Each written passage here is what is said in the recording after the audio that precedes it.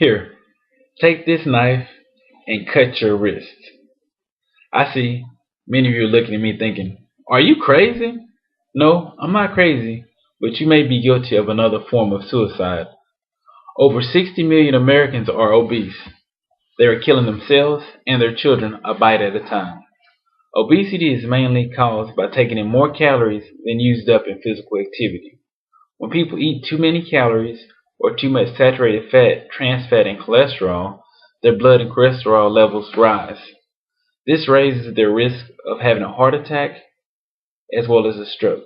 The combination of poor diet and lack of exercise continues to send family and friends to early graves. My purpose for being here today is to convince you to change your eating habits as well as encourage you to exercise. First, let's look at your eating habits. What did you eat today? Chances are many of you ate fast food. According to Palo Alto Medical, over 25% of Americans consume fast food daily. I agree, fast food is quick and cheap. The problem is the food is unhealthy. Repeat fast food offenders consume their daily calorie intake in one meal. These meals taste good, but they do not provide the body with the required vitamins and nutrients to function properly.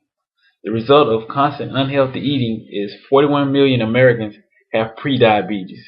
Most of them will develop into type 2 diabetes. Don't look sad, there are healthier options. Restaurants often offer healthy choice items on their menu. Instead of the fried order grilled or baked food. Another option is ordering a kids meal. This will give you smaller portions and allow you to change fries for oranges. At the end of your order, the person taking your order may ask, would you like to supersize your meal? The correct answer is no. Supersizing can add over an additional 1,000 calories alone.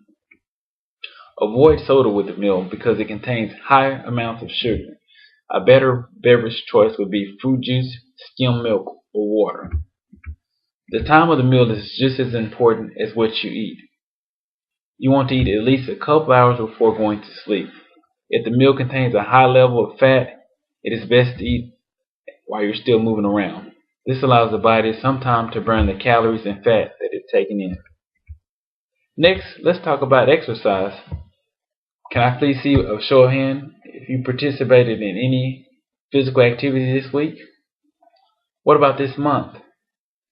What about in the last 6 months? I know, most of you say that you don't have time to work out. There is 1,440 minutes in a day. I'm just asking for 30 minutes of exercise. What's the big deal about exercise? I'm glad you asked. Exercise helps to regulate the 650 muscles in the human body. An adult that does not exercise regularly will lose up to 80% of muscles by the age of 65. My body is my temple, and it states that in the Bible. This temple contains an estimate of 60,000 miles of blood vessels. For every 5 pounds you're overweight, there's an additional 5,000 miles of blood vessels that the heart will have to pump blood through. Exercise can be as simple as walking the dog or cutting the grass. When you get to work, instead of taking the elevator, take the stairs.